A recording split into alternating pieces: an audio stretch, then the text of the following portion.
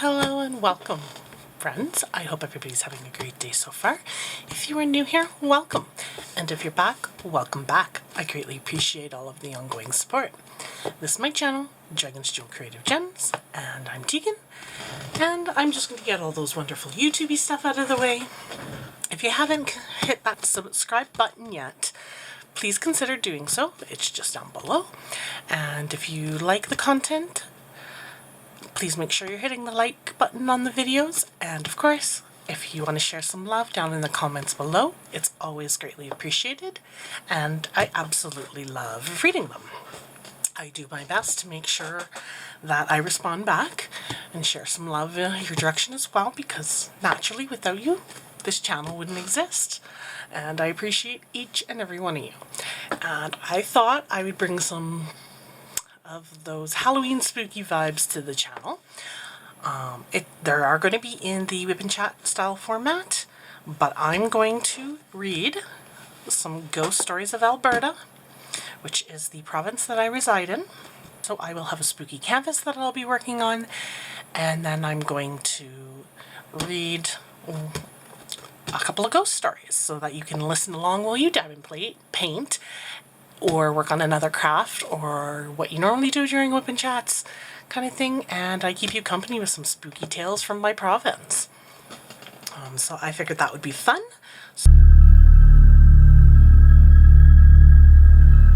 Fort Edmonton Park's Firkins house.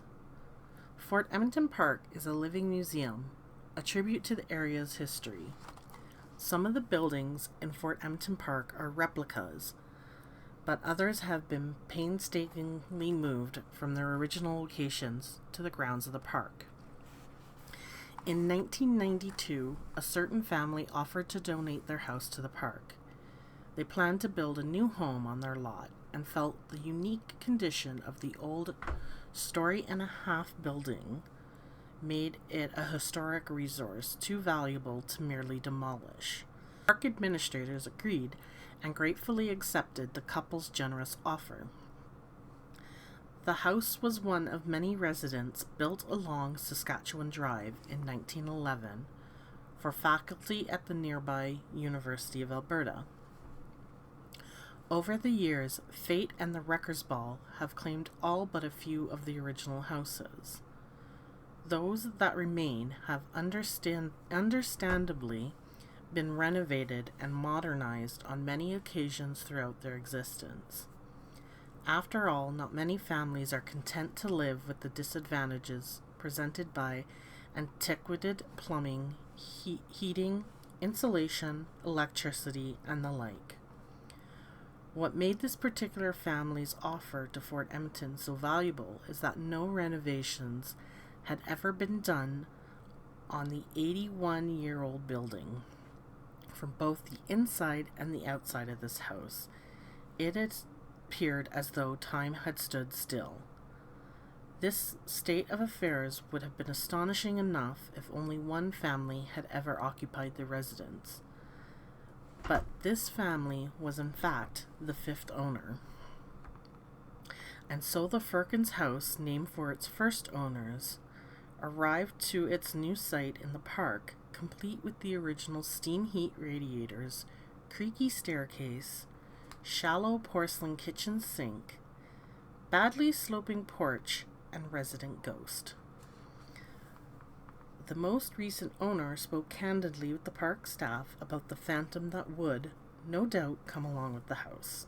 Over the years, the couple had been aware of a ghostly presence. One morning, as the woman of the couple came down the staircase, she clearly saw the image of a young man sitting at her dining room table. Another time, she's sure the ghost jumped on her back. Stories from former residents include one in which a male voice was heard singing lullabies to an infant who smiled, cooed contently, and then obligingly fell asleep in response to the song. Every time the child's mother went up the stairs to check on the sounds, they stopped abruptly. The woman reported that she didn't feel the music or its source were cause for concern because the child was so clearly soothed by them. The apparition is generally believed to have been the son of a former owner of the house. Apparently, the young man died while living in the house, and his spirit still roams the residence. From the moment the house arrived at Fort Edmonton, it has been apparent that the entity made the trip with the house, and based on the going-ons since the house had been moved from its lot overlooking Edmonton's river valley, it's probably safe to assume that the young man's spirit is not entirely happy with the change in venue. The door to the back bedroom, which was open when the move began, stood closed when the building reached the site set aside for it in the park. It remained unopened even after specially trained workers lowered the house to its leveled foundation. Finally, workers removed the latch mechanism and pried the stubborn door open. Strange to note, the door swung freely then, giving no indication of what might have jammed it. The lock on the door, workers note with great interest, had been painted over years ago. Furthermore, before the trip to the park began, workers had locked all the windows in the house. But upon arrival at Fort Edmonton, the windows stood wide open.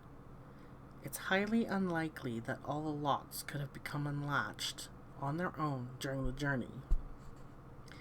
Given the nature of their jobs, the employees at Fort Edmonton Park are accustomed to working in creaky old buildings, and yet many report feelings of uneasiness while working in the Firkins house.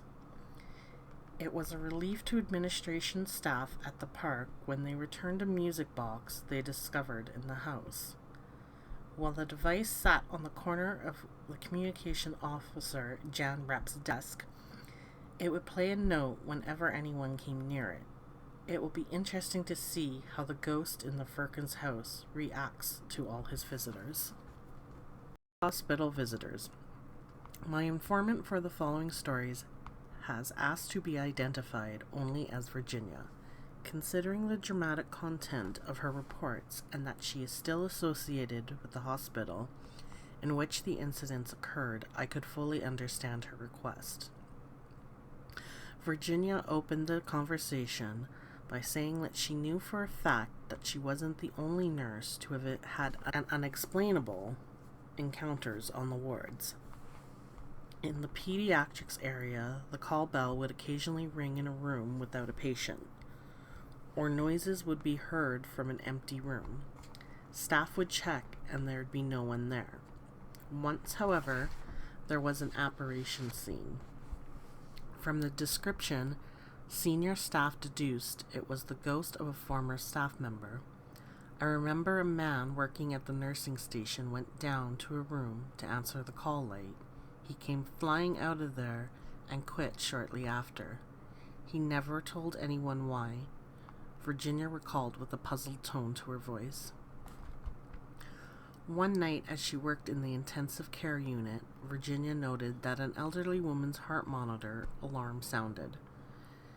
It should have registered a certain arrhythmia prior to her death, but instead it just went flat. Of course, it could have been an equipment failure, I don't know. The patient's family were all at the hospital, and so I went to tell them of the woman's death.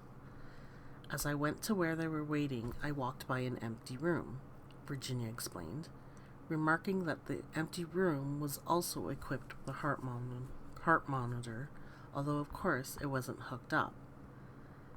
As I passed the room, that monitor suddenly registered the pattern that the recently deceased woman's monitor should have.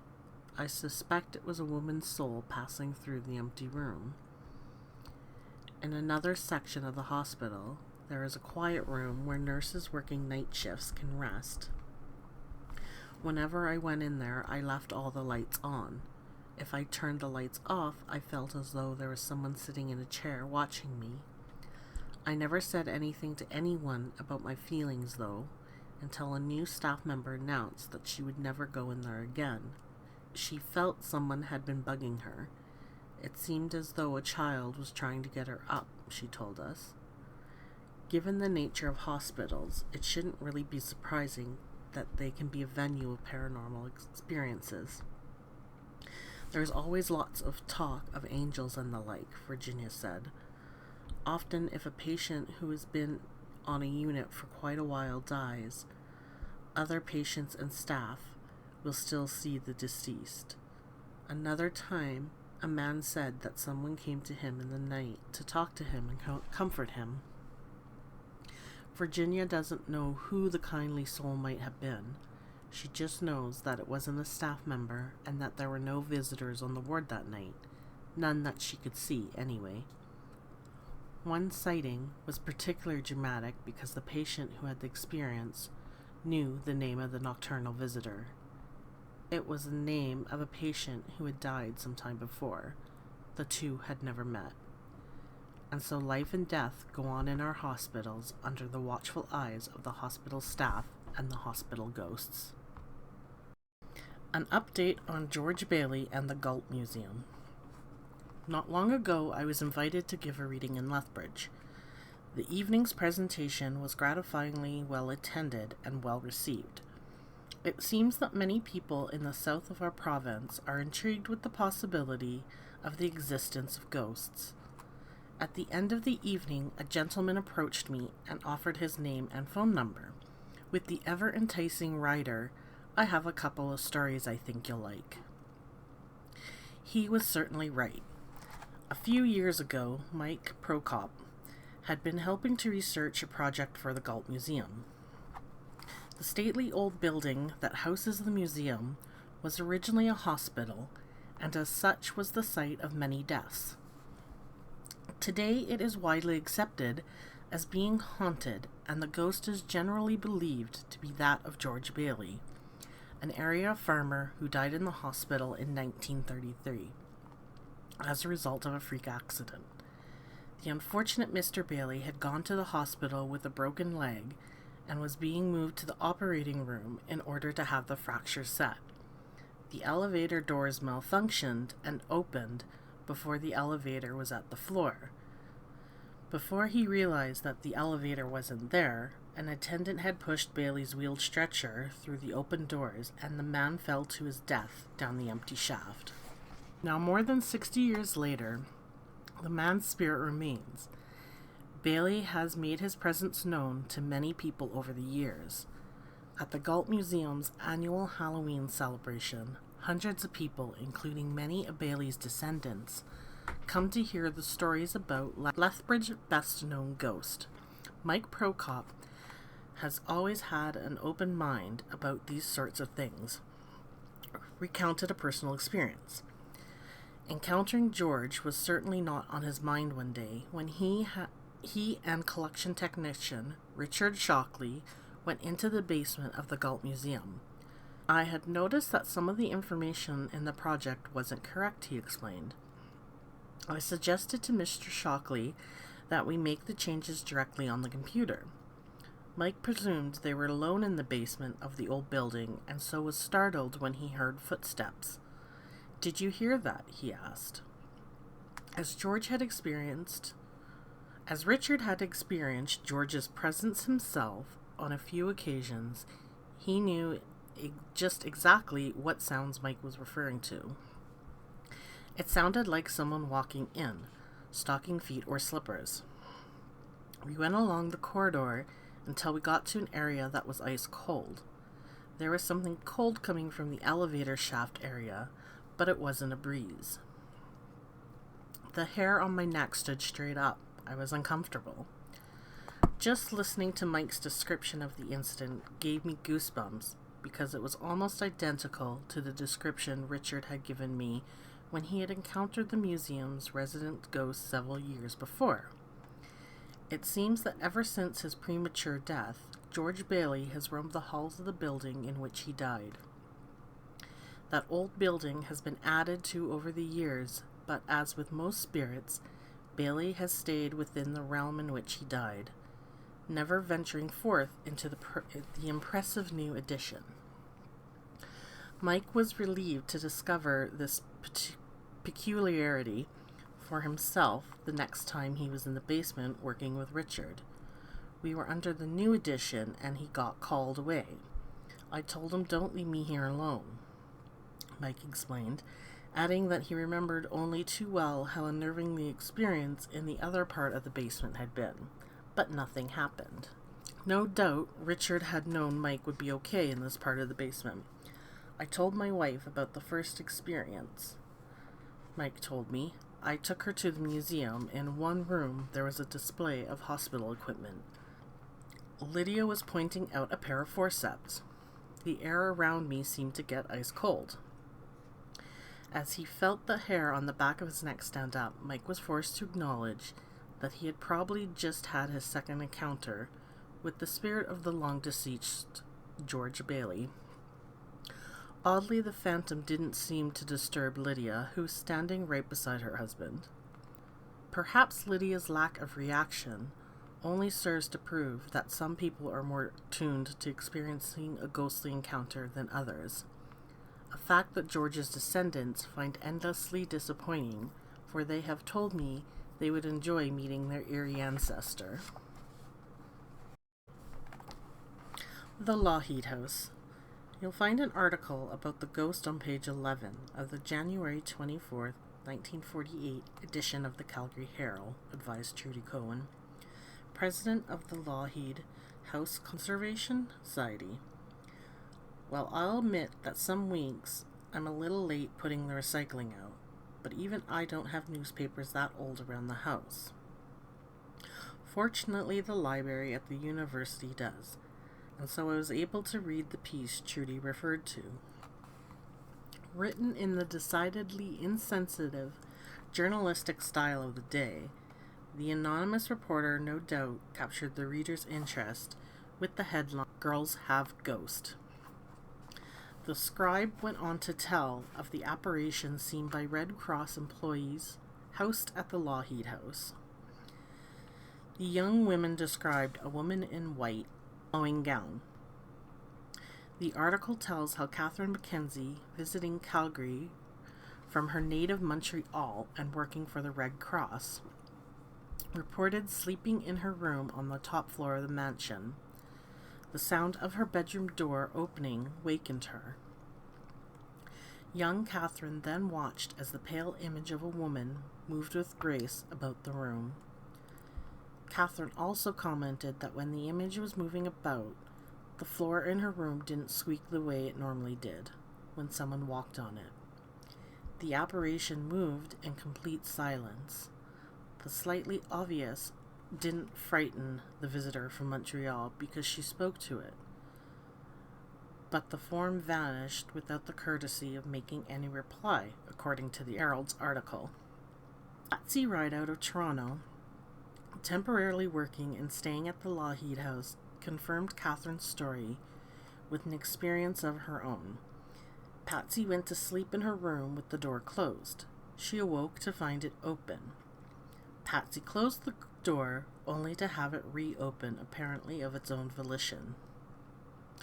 The third time this happened, the apparition that Catherine had seen now became visible to Patsy, who showed amazing composure. The newspaper recorded that, realizing she was competing on unfavorable terms, she conceded victory, shrugged, and went back to sleep. If the image had been seen since, those sightings haven't been as well documented. Whose spirit was roaming around the Lougheed House those nights nearly 50 years ago is completely open to conjecture. When asked if she had any ideas who the ghost may have been, Trudy Cohen simply said no. Given the long and colorful history of the home, it's no wonder she was not willing to choose one possibility over any of the others. The first portion of the house was built in 1891 for James Lougheed and his wife, Isabel Harsty Lougheed. The family enlarged the home prior to World War I. Senator Lougheed lived there until his death in 1925, and the family had the home until Lady Lougheed's death in 1930s, Trudy explained. If the ghost was from the Lougheed's time in the beautiful old home, then it is possible that either Lady Lougheed or her one daughter who survived into adulthood. The number of women it housed after that, though, makes speculation rather pointless. During the Depression, the building was taken over to house a federal provincial training program that taught young women the skills necessary to become home nurses and household staff. Hundreds of women stayed at the house during their training. Then, when the Second World War broke out, the Lougheed House served as a barracks for the Canadian Women's Army Corps. Shortly after the war, the Red Cross bought the place for the princely sum of $10,000. It made good use of the place until 1979, when it was bulging at the seams, according to reports Trudy Cohen has heard. The organization threatened to tear the old place down and build something more suitable to its purposes. Since the Red Cross owned the building, it could do as it pleased. But the province was vehemently opposed to demolition.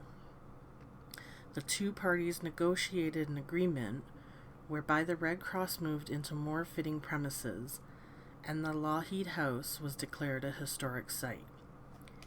It was designated a historic site by the province for its architectural and historic significance, and more recently, it was designated a National Historic Site for its architecture, Trudy Cohen indicated. The mammoth project of restoring the home to its original grandeur is now well underway, and soon the one-time home of Senator and Lady Lougheed, former Premier Lougheed's grandparents, will be open to the public. Even though Trudy's not willing to take a guess as to the ghost's identity, she doesn't seem to doubt her existence. I think she's happy here with what we're doing. It just feels right. Okotoks train station. I was invited to give readings at both the high school and the junior high school in the town of Okotoks. Everywhere I went that day, teachers and students alike were telling me about the ghosts in the Okotoks train station. The town's old train station, built in the 1920s, is no longer used for that purpose, but now serves as a cultural center. Brenda Capielli related the entire anecdote to me. I was the town's cultural coordinator from 1987 to 1988. I'm also a psychic, so I do encounter spirits, and the spirit wasn't a very nice one, Brenda explained. She wore a long black dress with a bustle and a hat. Whenever trains came, she would fly out of there, a small theater, to what is now the art gallery. The gallery used to be the train station waiting area. Brenda knew when the spirit was around because the long-deceased woman's presence was foreshadowed by a high-pitched noise. I worked at night, and every time it was a challenge, she'd stand over me. On a couple of occasions, she walked right through me. I felt she was bitter and waiting for someone who had never come. One day, a woman was visiting the cultural center with her little boy. The child headed off by himself towards the theater while his mother and Brenda chatted. He came running out of there saying, "There's a lady in there," Brenda recalled. However, Brenda wasn't really surprised. I saw her there always, and I've seen other people react to her image. I've seen them suddenly rush out of the theater. Bearing out the theory that some people are more inclined to be aware of presences from another dimension than other people are, the woman who took over her job from Brenda never reported any strange occurrences at the station. Of course, it's possible that, like many people, she's just not anxious to discuss her unusual working conditions. Heritage Park's Prince House. Calgary's Heritage Park has many wonderfully haunted old buildings. While I was researching my earlier book on ghosts, the park manager, Rick Smith, told me he had once had a picture of the ghost in the park's Prince House.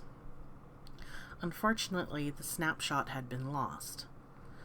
When Jackie Dobson of Calgary told me that she had also had a photograph of the lady in white, one that wasn't lost, I was delighted. The ghostly image was captured quite accidentally when Jackie, her boyfriend, her sister, her son, and her father were on an outing in September of 1992. Jackie's father took the 2 pictures, intending only to record his grandson's day at the park. As is clear from the boys' progress towards the house, the 2 shots were taken only seconds apart. In the first frame, grandson Jesse is approaching the front steps of the Prince house. There's an image at the window on the 2nd floor immediately to the left as you view the photograph of the porch. In the 2nd frame, young Jessie has reached the porch and the image is gone. When Jackie first saw the 2 shots, she was puzzled. I tried to make sense of it. Shadows from the trees, the sun's reflections. Because the 2 pictures were taken so close in time, and one picture had the image and one didn't, I decided to look into the picture a little further. I took a magnifying glass and I was amazed at what I was seeing. Jackie decided that this puzzle needed further investigation, so she took the picture to a Photoshop and had it enlarged. The image started to make sense then. What I could see was the image of a lady in a long white gown, with her arms crossed as if holding something. After studying this picture for some time, I decided I wanted to see more. So I took the picture back to the Photoshop technician and had him enlarge just the window. The details of this figure were more clear to me now. You can see the outline of this lady. Halfway in the bottom part of the window, you can see her hand. You can see her fingers and a ring on her finger of what looks like her right hand, Jackie described, and then closed with a cryptic comment, "Will you be the judge as to what you might see in these pictures?" A photograph of a ghost is very rare, and to know of the same ghost being captured on film twice is really amazing. Perhaps the apparition at the Prince house is a bit of a ham and enjoys having her picture taken. The Deane House. I was delighted to be asked to speak at the October 1994 meeting of the Alberta Historical Society's Calgary chapter. Undoubtedly pleased when I heard the invitation included dinner at the Deane House for a guest and myself. My older daughter accompanied me that evening, and although we always enjoy ourselves there, we had no idea just how interesting this particular visit would be. Note that you don't have to be a haunted house buff to enjoy a visit to the Deane House, because the restaurant is in a recently added part of the historic building and is not at all haunted. Just before dinner, we were ushered to a table where 5 other members of the society were already seated. There was barely time for introductions before a short address from one of the executive members, and then dinner was served.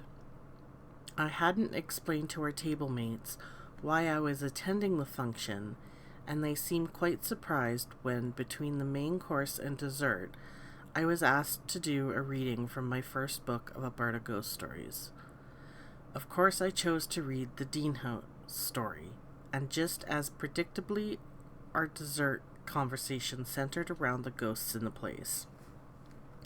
I've had an experience with a ghost here. I think I have a photograph of one of the ghosts, calmly stated Jackie Dobson, the young woman seated across from me. Her comment was followed by complete silence from the rest of us at the table. She may have wondered if we were all questioning her sanity. I wasn't.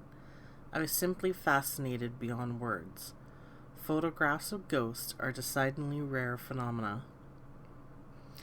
As Jackie related the events that led up to the photo being taken, Andre, her escort, excused himself and left the table. As he'd already described himself as a skeptic, I wondered if he wished to avoid such discussions. Seconds later, I was embroiled in Jackie's tale that I never gave the man's disappearance another thought. Jackie explained that she and her sister, Christina, had long been intrigued by the phenomenon of ghosts. On the day that this picture was taken, the two sisters, accompanied by Andre, decided to have lunch at the Deane house. They were well aware of its haunted status. For Jackie and Christina, that was part of the appeal. We enjoyed our lunch and our conversation with our waitress. She was very open about her ghostly experiences in the Deane house. Christina had brought her camera, so after our lunch we took a tour of the house. As we toured, my sister took a variety of pictures. Jackie recalled, "We made our way up to the attic. As we walked up the stairs, I got a real strange feeling. It was just an uneasy feeling." Christina continued to take pictures as Andre and I looked around. The Deane house was dormer-style windows in the attic, and one has a storage closet on both sides. The closet on the right is full of paraphernalia, while the other one on the left is empty. Many years ago, Kirkland Hilton, communications coordinator at the time, explained to me the spirits don't like us to store anything in this closet. They became very agitated, and so we respect their wishes. This remark is especially interesting because the closet on the left looks exactly like the other one, except for a deep red stain that years of cleaning has not removed. Jackie and her two companions began investigating the attic area and noticed the stain.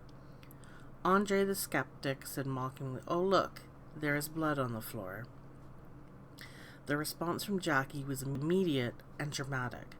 The strange feeling she'd been experiencing as they explored the attic intensified. She quickly closed the closet door. Little did she know that mere minutes later her identifiable feelings were to increase enormously. There is a rocking chair in the attic. I decided to sit in it. As I sat in the chair, I felt really strange. I looked at my sister and told her I felt as though I was sitting on someone. She took a picture of me sitting in the rocker, and as she did, Christina said her camera didn't seem to be working right. Jackie explained. She said it almost sounded as if the shutter went in slow motion. Just as that second, Jackie felt something touch the back of her leg. I was so startled I jumped out of the chair and ran behind my sister and Andre. I have to admit I was scared. I tried to explain to Christina and Andre what had happened, but I was so scared I couldn't talk straight.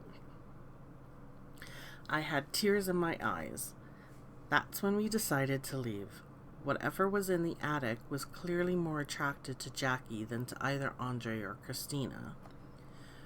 We were walking back down the stairs, and the rocking chair continued to rock. Christina took some more photos as we were leaving and found her camera to be working fine. As they drove home, Jackie calmed down significantly and talked about what she'd been feeling as she sat in the rocking chair. Even Andre admitted he felt a little strange while they were on the third floor of the Deane house. I told Christina to get that film developed right away, and I was certain there would be something on that one picture. I called my sister every day for 3 weeks, nagging her to get the pictures back, Jackie told me. She finally got them back, and I was not surprised at what I saw. You can see a long hand around me coming around my right side, another hand around the left side of my head, and what looks like a head to the right of my head. So what it looks like is I was sitting on someone, and that person was reaching around me, she described. The most interesting point of all, though, has to be the reflection in the mirror behind the rocking chair. It does not reflect what it should. The camera clearly captured the essence of someone or something behind the rocking chair in the mirror. Something or someone that 3 pairs of eyes hadn't seen. The experience that afternoon, coupled with the very strange photograph, went a long way towards convincing Andre maybe there is such a thing as ghosts. His attendance with Jackie at the Deane House dinner the evening of my reading, fully 2 years after their encounter with the spirits, was certainly one clue that had at least heightened his curiosity. The other indication of a change in his attitude is that when Andre left the supper table unexpectedly, it was to drive home to get the picture that Jackie had described. He wanted us to be able to see for ourselves. I have also heard from a woman who saw someone apparently go into the ladies' restroom just ahead of her. When she entered the room only seconds later, there was no one in sight. The woman had vanished. It seems there's always something new at Calgary's Deane House, or should that be something very old? A Calgary firm, Shadow Productions, puts on murder mystery performances at the Deane House. Actors and crews alike have come to expect the unexpected during these presentations. They report that lights will frequently turn off when there's no one near the light switch, and that doors will close when they shouldn't. One member of the firm has a photo showing an image of a woman at a third-floor window. Not an unusual possession, except that when the photo was taken, the house was locked and empty. In addition, the cast has sometimes smelled pipe smoke coming from the room to the right of the front door. A man met a peaceful end in that room many years ago. Apparently during his life, he enjoyed sitting in there and smoking his pipe. His image is still occasionally seen, as is the lady in the attic.